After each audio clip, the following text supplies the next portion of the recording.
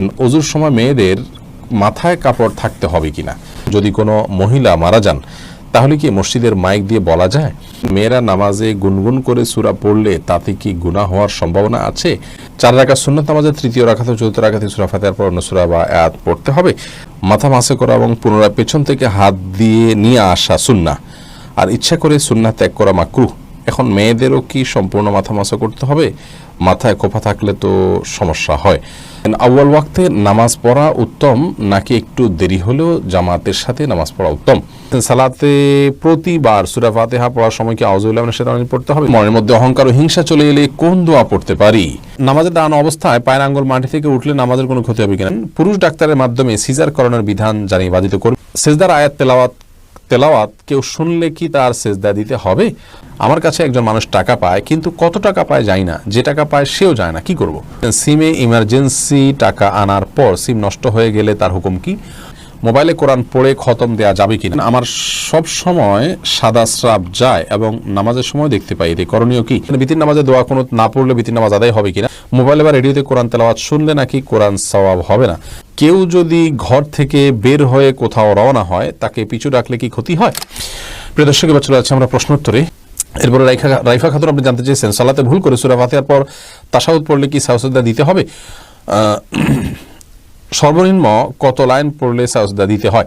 আপনি যদি তাশাহুদ পড়ে ফেলেন, আত্তাহিয়াতুল্লাহি ওয়াস সালাওয়াতু ওয়াত তাইয়্যিবাত, এরকম কিছু অংশ পড়ে ফেলেন, তাহলে আপনাকে অবশ্যই সিজদা সওয়া দিতে হবে, কারণ তাশাহুদ এটা বৈঠকে পড়ার জিনিস, আপনি দাঁড়িয়ে পড়েছেন, সন্দেহাতীতভাবে এটি ভুল, যার কারণে আপনাকে সিজদা সওয়া দিতে হবে। আপনি সুমন চৌধুরী আপনি জানেন বিতির নামাজে দোয়া কুনুত না পড়লে বিতির নামাজ আদায় হবে কিনা? যেহেতু বিতির নামাজে দোয়া কুনুত পড়াটা ইমাম আবু হানিফা রাহিমাহুল্লাহ সহ অনেক উলামাদের মধ্যে ওয়াজিব, অতএব তার দৃষ্টিতে এটি আদায় না করলে নামাজ আদায় হবে না, আপনার সিজদা সওয়া করা উচিত যদি ভুলে যান। সৌদি আরবের স্কলাররা কিন্তু এটিকে সুন্নাহ বলেন, তাদের মতে বিতির নামাজে দোয়া কুনুত না আদায় করলেও নামাজ হয়ে যাবে, সিজদা সওয়া দিতে হবে না ভুলে গেলে। সাইদ তাইফুর রহমান তাসিন আপনি জানতে চেয়েছেন, মোবাইলে কোরআন পড়ে খতম দেয়া যাবে কিনা? যাবে, কোনো অসুবিধা নেই। কোরআন আপনি কিসে পড়বেন সেটি একান্ত আপনার বিষয়। রাসূল আকরাম সাল্লাল্লাহু আলাইহি ওয়াসাল্লামের যুগে আমরা আজকে যে কোরআন পড়ছি কাগজের কোরআন, এটা তার যুগে ছিল না।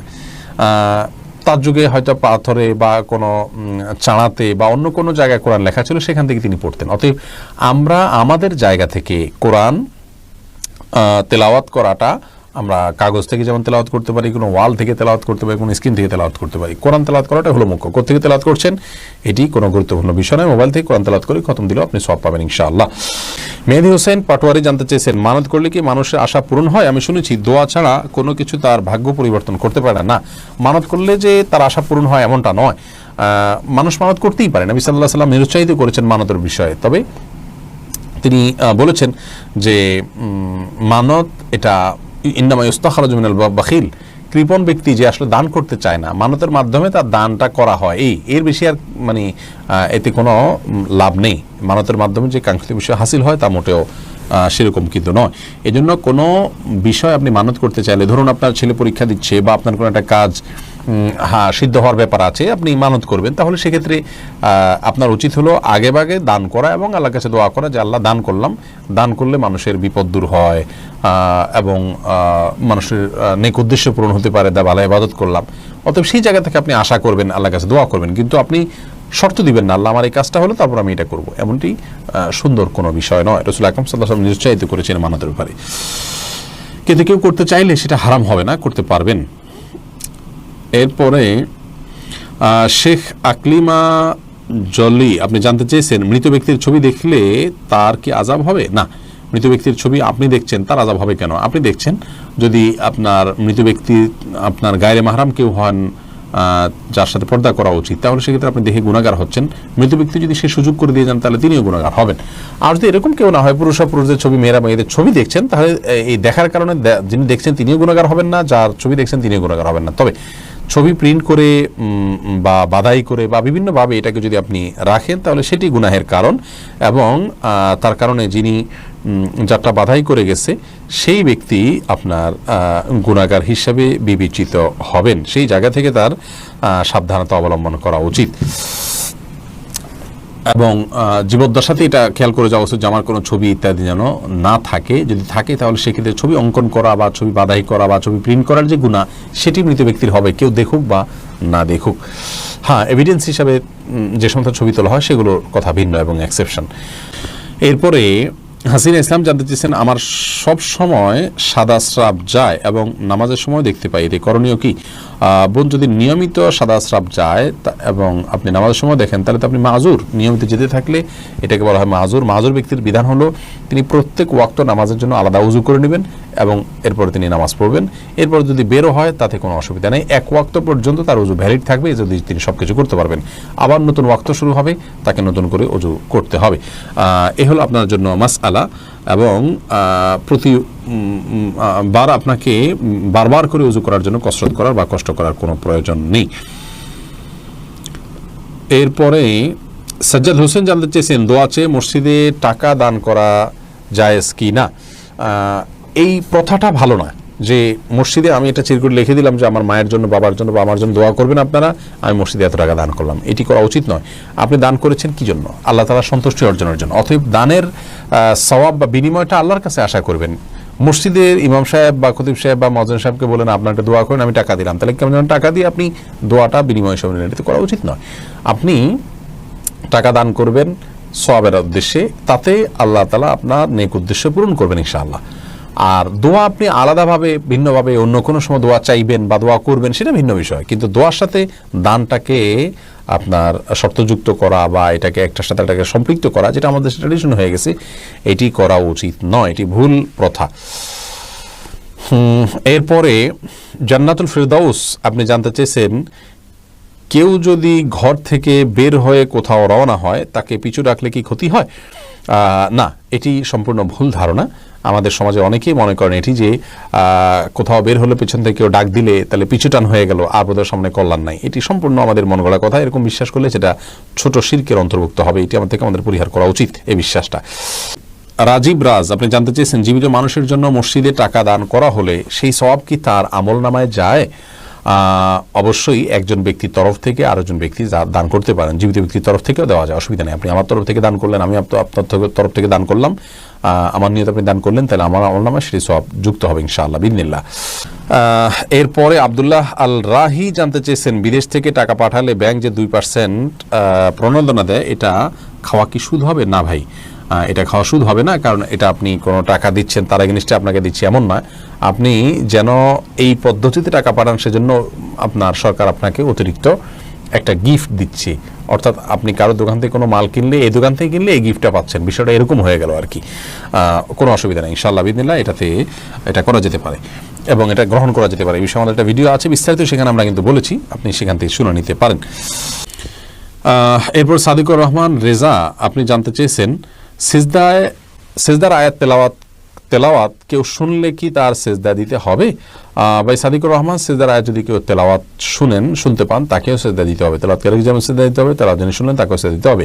দেওয়ান মাসুম মুশফিক জানতে চেয়েছেন, মোবাইলে বা রেডিওতে কোরআন তেলাওয়াত শুনলে নাকি কোরআন সওয়াব হবে না?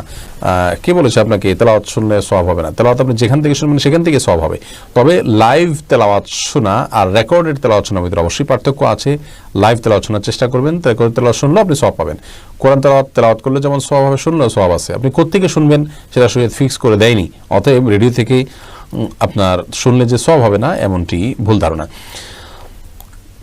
এরপরে নাহিদ সরকার জানতেছেন, বিদেশ থেকে ফোনে বিয়ে করলে বিয়ে কবুল হবে কি না? বিদেশ থেকে যদি কেউ ফোনে বিয়ে করেন তাহলে সেক্ষেত্রে সে বিয়ে কবুল না হওয়ার কারণ নেই, তবে শর্ত আছে।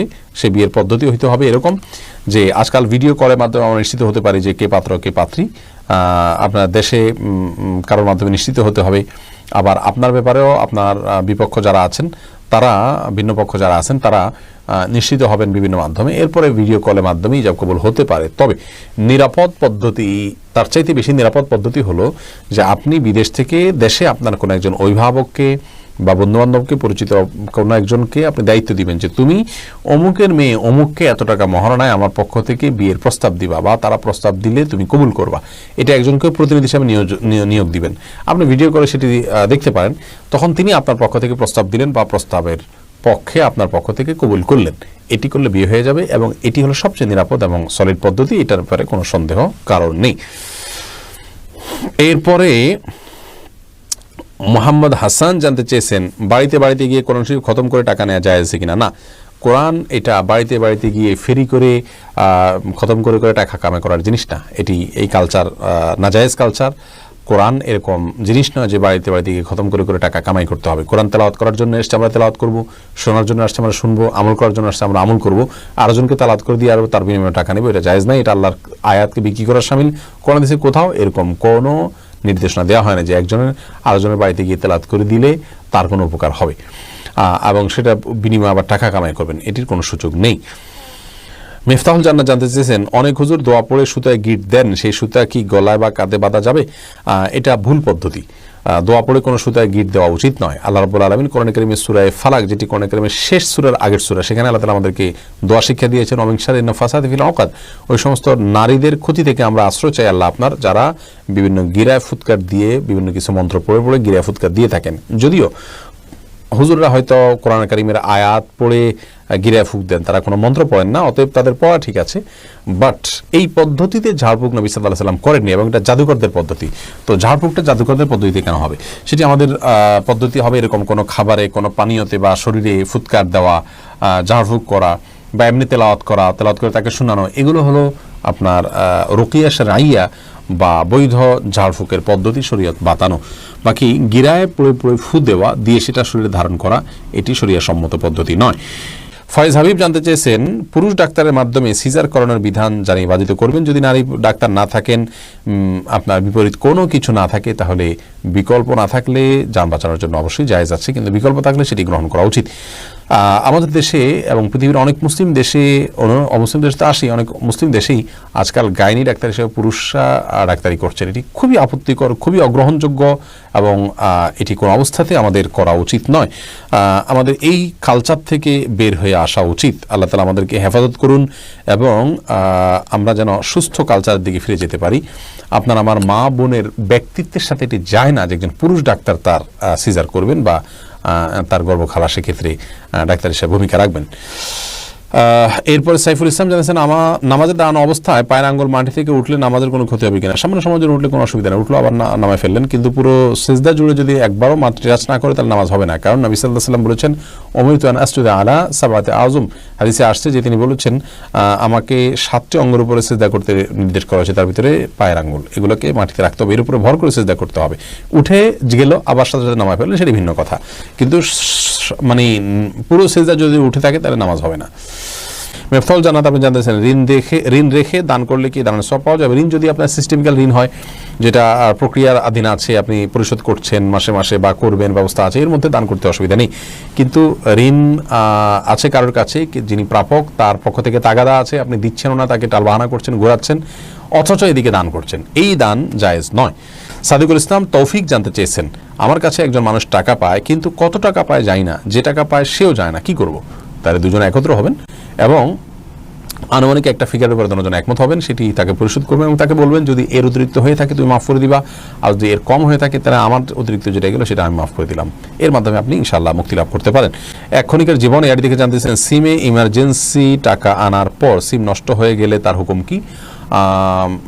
আপনি ইমার্জেন্সি ব্যালেন্স নিয়েছেন, পরিশোধ করতে পারেনি, কোম্পানিকে যে কোনোভাবে আপনি ব্যালেন্স মানে তার কাছে টাকা নিলেন, কথার কথা, কিন্তু সেটা ইউজ করলেন না, এর মাধ্যমে বা যে কোনোভাবে কোম্পানির ওখানে টাকাটা আপনি প্রবেশ করে দিলে ইনশাআল্লাহ আপনি দায়মুক্ত হবেন। ফাতেমা তোমা আপনি জানতে চেয়েছেন, আমার উপার্জন আর যদি কোনোভাবে সেখানে ঢোকানোর কোনো সুযোগ না থাকে, তাহলে ওই পরিমাণ টাকা আপনি নিজের দানের সওয়াব না করে কোম্পানির পক্ষ থেকে দানের সওয়াব আদায় করে নিয়ত করে দিয়ে দিবেন।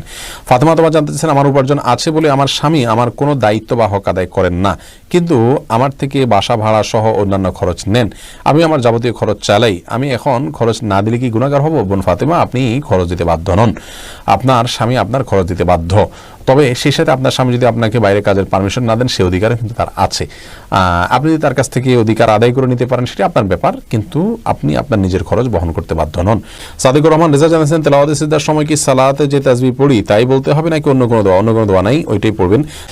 স্বপ্নিল জামিল জানতে চেয়েছেন, সালাতে প্রতিবার সূরা ফাতিহা পড়ার সময় কি আউযু বিল্লাহি মিনাশ শাইতানির রাজিম পড়তে হবে? সূরা ফাতিহার শুরুতে আউযু বিল্লাহ এবং বিসমিল্লাহ পড়া সুন্নাত, তবে অন্য সূরার শুরুতে বিসমিল্লাহ না বলে শুধু আউযু বিল্লাহ পড়াটা হলো সুন্নাত। এরপরে মীর হোসেন জানতেছেন, ইসলামে নামাজ কাজা নামাজের বৈধতা আছে কি না?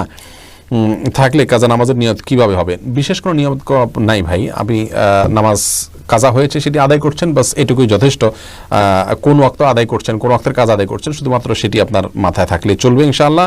এবং যেগুলো ছুটে যায় সেগুলো আদায় করতে হবে। বাবু কাজাইল ফাওয়ায়েদ নামে সমস্ত উলামায়ে কেরামি কম বেশ তাদের ফিকহের কিতাবগুলোতে বাব রচনা, অধ্যায় রচনা করেছেন, অর্থাৎ ছুটে যাওয়া নামাজ কিভাবে পড়বেন তার পদ্ধতি, অতএব এটি বিধান আছে।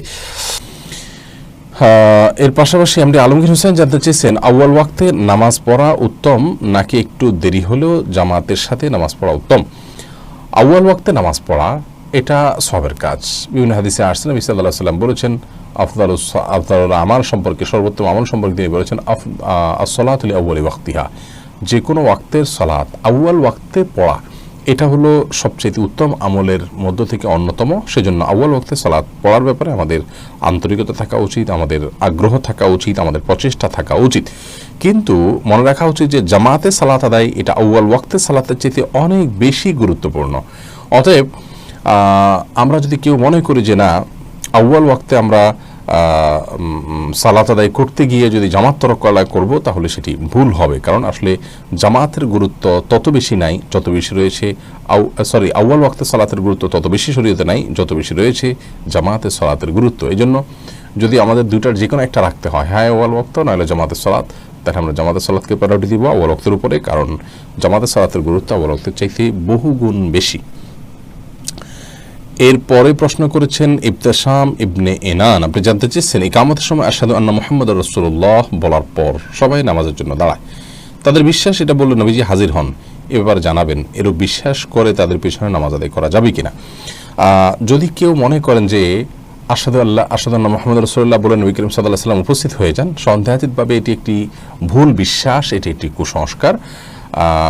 এ ধরনের বিশ্বাস পোষণ করা থেকে আমাদের সরে আসা উচিত। নবী সাল্লাল্লাহু আলাইহি ওয়াসাল্লাম সব জায়গায় উপস্থিত হয়ে যান এবং আশহাদু আন্না মুহাম্মাদুর রাসূলুল্লাহ বললে তিনি উপস্থিত হয়ে যান, এরকম কোনো কথা কোরআন হাদিসে কোথাও বলা হয়নি। আল্লাহ রাব্বুল আলামিন তার নবীকে ওফাত দিয়েছেন, মওত দিয়েছেন, তিনি দুনিয়া থেকে চলে গেছেন।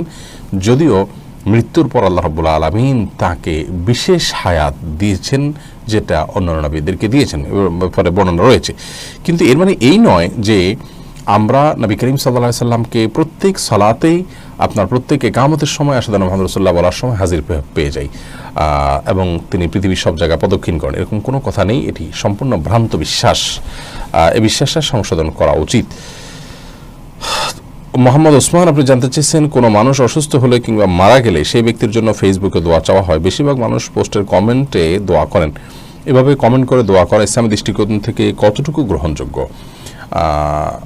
কোনো ব্যক্তি অসুস্থ হলে কিংবা মারা গেলে বা বিপদে পড়লে তার জন্য অন্যান্য মুসলিমরা দোয়া করা তাদের উচিত এবং কর্তব্য। কিন্তু দোয়া করতে গিয়ে যদি কেউ মনে করেন যে আপনার শুধুমাত্র হাত তুলে মুখেই দোয়া করতে হবে, তাহলে সেটি কিন্তু ভুল ধারণা। অতএব কেউ যদি লিখে দোয়া করেন সেটিও হতে পারে। আসল দোয়া হয় অন্তর থেকে, সেটি প্রকাশ আমাদের লেখার মাধ্যমে হতে পারে, সেটির প্রকাশ আমাদের মুখের মাধ্যমে হতে পারে। আমি যদি লিখি তাহলে তার মাধ্যমে হতে পারে। আল্লাহ তাআলা একজনকে বাকশক্তি দেননি, তিনি কিন্তু মনে মনেই দোয়া করেন। অতএব আসল দোয়া হলো মনের দোয়া। বিভিন্ন হাদিস থেকে বোঝা যায় যে গাফিল অন্তরের দোয়া আল্লাহ তাআলা কবুল করেন না। তার মানে কেউ লিখছেন বা মুখে বলছেন কিন্তু তার মনে অন্য কিছু। আজকাল দেখা যায় যে আমাদের দোয়াগুলো ট্র্যাডিশনাল দোয়া হয়ে গেছে। পাঁচ ওয়াক্ত সালাতের পরে যে সম্মিলিত দোয়ার প্রথা আমাদের দেশে প্রচলিত আছে, আপনারা খেয়াল করবেন যে এই দোয়াগুলোতে জাস্ট একটা গতানুগতিক দোয়া হয়ে থাকে। দুই হাত তুলে ইমাম সাহেব গদবাদা কিছু বলেন, জাস্ট বলা দরকার বলেন, এরকম একটা অবস্থা কিন্তু বিরাজ করছে। যারা একটু গভীরভাবে বিষয়টিকে পর্যবেক্ষণ করছেন অবশ্যই তারা লক্ষ্য করবেন। তো এটা আসলে দোয়া না, এটা জাস্ট দোয়ার একটা ট্র্যাডিশন বলতে পারেন। ঠিক তেমনিভাবে ফেসবুকে কেউ অসুস্থ হলে, কেউ মারা গেলে আমরা যখন দোয়া চাই, সেই দোয়াতে আপনি লিখলেন, কমেন্টে অনেক কিছু লিখলেন, কিন্তু আসলে আপনার অন্তরে আল্লাহর প্রতি মনোসংযোগ করে আল্লাহর সাথে কানেক্টেড হয়ে ওই ব্যক্তির জন্য কিছু চাওয়া, যেটা দোয়ার মূল বিষয়, সেটি আপনার ভেতরে একেবারেই নেই, তাহলে এটা আসলে দোয়া না, এটা দোয়ার একটা বাহ্যিক রূপ মাত্র। সেজন্য ফেসবুকে লিখে দোয়া করা যেতে পারে, কোনো অসুবিধা নেই, কিন্তু তার অন্তরে আল্লাহর কাছে চাওয়া, আল্লাহর কাছে দোয়া পেশ করার যে বিষয়টি আছে সেটি থাকতে হবে, অর্থাৎ অন্তর থেকে দোয়া করতে হবে। পাশাপাশি তিনি ফেসবুকে লিখবেন। মোহাম্মদ জালাল আবেদিন জানতে চেয়েছেন মনের মধ্যে অহংকার ও হিংসা চলে এলে কোন দোয়া পড়তে পারি? কারোর প্রতি যদি হিংসা আসে তাহলে তার জন্য আল্লাহর কাছে দোয়া করবেন, তাকে বেশি সালাম দিবেন, তার কল্যাণের জন্য আরও বেশি দোয়া করবেন এবং হিংসা থেকে বেঁচে থাকার উপায় সম্পর্কে আমাদের একটা ভিডিও ক্লিপ আছে, শুনে নিতে পারেন। অহংকার হলে একটি দোয়া বিভিন্ন হাদিসে বর্ণিত হয়েছে, আল্লাহুম্মা ওয়াজআলনি ফি আইনি সগীরা ওয়া ফি আয়ুনিন নাসি কাবীরা, যার অর্থ হলো আল্লাহ আমাকে নিজের চোখে আপনি ছোট করে দিন, অন্যদের চোখে বড় করে দিন। যদি এই হাদিসটিকে মুহাদ্দিসিন ইকরাম দুর্বল বলেছেন, দায়ীফ বলেছেন, তথাপি এটি একান্ত আমলের বিষয়, করা যেতে পারে আমল। আপনি আল্লাহর কাছে দোয়া করবেন সাধারণভাবে, আল্লাহ যেন আপনাকে বিনয় দান করেন। তাছাড়া বিনয় এবং আপনার তাওয়াদু, এই গুণগুলো আসার জন্য বিনয়ী মানুষদের সাথে উঠা বসা করা, তাদের সংস্রবে যাওয়া, তাদের সোহবতে থাকার কোনো বিকল্প নেই। সে বিষয়টির মাধ্যমে আমাদের মধ্যে এটি সবচেয়ে বেশি আসবে ইনশাআল্লাহ তাআলা। মাহিরা জান্নাত আইলা জানতে চেয়েছেন, ওযুর সময় মেয়েদের মাথায় কাপড় থাকতে হবে কিনা। ওযুর সময় মাথায় কাপড় থাকা কোনো আবশ্যক কোনো কিছু না। এমনি আশিক জানতেছেন, একটি মেয়ের যদি দুটি বিয়ে হয় তাহলে জান্নাতে কোন স্বামীকে পাবে? একমাত্র আল্লাহ তাআলা ভালো জানেন এটার মূল উত্তর। বাহ্যত মনে হয় যে শেষ স্বামী যিনি থাকবেন তার সাথে তার জান্নাতে থাকা হবে, কিন্তু এ বিষয়ে অদৃশ্য জগতের বিষয় একমাত্র আল্লাহ তাআলা ভালো জানেন। মাথা মাসে করা এবং পুনরায় পেছন থেকে হাত দিয়ে নিয়ে আসা সুন্নাহ, আর ইচ্ছা করে সুন্নাহ ত্যাগ করা মাকরুহ। এখন মেয়েদেরও কি সম্পূর্ণ মাথা মাসা করতে হবে? মাথায় খোপা থাকলে তো সমস্যা হয়। এটা প্রশ্ন করেছেন কাজী মায়া। দেখুন, মাথা মাসের জন্য ভেজা হাতকে এইভাবে দিয়ে পেছনের দিকে টানবেন, এইটুকু ব্যবহার হবে, এইটুকু ব্যবহার হবে আর একটুকু অবহেলিত থাকবে, কারণ এভাবে আপনি টানবেন। আসার সময় আবার এই অংশ দিয়ে আপনি এভাবে টানবেন, তাহলে বাকিটুকু ব্যবহার হয়ে যাবে। এভাবে করাটা সুন্নাহ। অতএব এটি নারী পুরুষ সকলের জন্যই প্রযোজ্য, যে সবাই এভাবে প্রথমে পেছনের দিকে নিয়ে এরপর সামনের দিকে টেনে আপনি মাসাহ করবেন। এরপরে সাজেদুল হক রিয়া জানতে চেয়েছেন, তাকবীরে তাহরিমা বাঁধার পর নামাজে মনের মধ্যে শুধু বাজে চিন্তা আসে, সেক্ষেত্রে করণীয় কি? দেখুন, তাকবীরে তাহরিমা বাঁধার পর শয়তান তার ডিউটি শুরু করে দেয়, এই জন্য আপনার মনের ভিতরে বাজে চিন্তা আসে। অন্য সময় তো বাজে চিন্তা এত বেশি আসে না, এই সময় যত বেশি আসে এটি প্রমাণ বহন করে যে আপনি আল্লাহর নৈকট্য অর্জন করতে যাচ্ছেন, এবং আল্লাহর নৈকট্য অর্জন করার কারণে আপনাকে শয়তান দখলে নেওয়ার চেষ্টা করে এবং শয়তান আপনাকে বিভ্রান্ত করার চেষ্টা করে। এই জন্য সেখান থেকে বেঁচে থাকার জন্য আপনার আপ্রাণ চেষ্টা থাকতে হবে। আল্লাহ তাআলা তৌফিক দান করুন। মোবাইলে কোনো অ্যাপ থাকলে ওযু ছাড়া মোবাইল ধরলে কি গুনাহ হবে? নূর AR লুবনা এই আইডি থেকে আপনি জানতে চেয়েছেন। জি, আপনার প্রশ্ন উত্তর হলো যে মোবাইল অ্যাপসে কোরআন থাকলে ওযু ছাড়া সেটি স্পর্শ করা যাবে, কারণ এটি সরাসরি কোরআন স্পর্শ করা হয় না এর মাধ্যমে। 4 রাকাত সুন্নাত নামাজের তৃতীয় রাকাত ও চতুর্থ রাকাতে সূরা ফাতিহার পর অন্য সূরা বা আয়াত পড়তে হবে। 4 রাকাত বিশিষ্ট সালাতে যদি ফরজ হয় তাহলে তার শেষের 2 রাকাতে পড়ার কোনো প্রশ্নই নেই, আর যদি নফল হয় তাহলে সেক্ষেত্রে শেষের রাকাতগুলোতে সূরা মিলাবেন। মিরাজ মালিক আপনি জানতে চেয়েছেন, স্ত্রীকে বলা সত্ত্বেও বারবার গীবতে লিপ্ত হয়, করণীয় কি?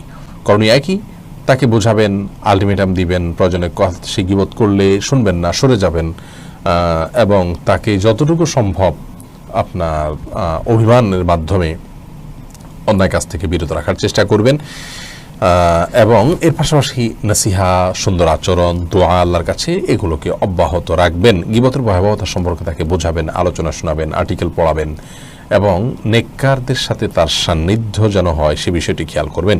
এমনি সোহাগ ভূঁইয়া জানতে চেয়েছেন, যদি কোনো মহিলা মারা যান তাহলে কি মসজিদের মাইক দিয়ে বলা যায়?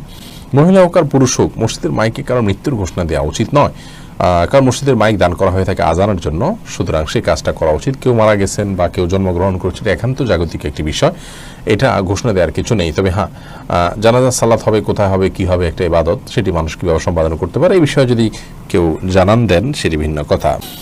হোসাইন আইডি থেকে জানতেছেন, কোরআনে 3-4 আলিফ টান না দিলে কি গুনাহ হবে? না, 3 আলিফ 4 আলিফ যেগুলো আছে সেগুলোকে 3 আলিফ 4 আলিফ টানতে হবে, এমন কোনো আবশ্যক নয়। তবে যেগুলো 1 আলিফ টান, সেগুলোকে 1 আলিফ টান না দিলেও অনেক সময় মিনিমাম 1 আলিফ টান না দিলে সেটা, বা 1 আলিফ টানের কাছাকাছি একটু টান না দিলে সেটি অর্থ পরিবর্তন হয়ে যেতে পারে, সেজন্য ওইটি ভিন্ন বিষয়। কিন্তু 3 আলিফ 4 আলিফের ভিতরে হুবহু 3 আলিফ 4 আলিফ টান দিতেই হবে, না দিলে গুনাহ হয়ে যাবে, ব্যাপারটি সেরকম নয়। তবে সাধ্য অনুযায়ী চেষ্টা আমাদের থাকা উচিত কোরআনকে তারতিলের সাথে, তাজউইদের সাথে তেলাওয়াত করা। আল্লাহ বলেছেন, আরতিল কোরআন তারতিলা।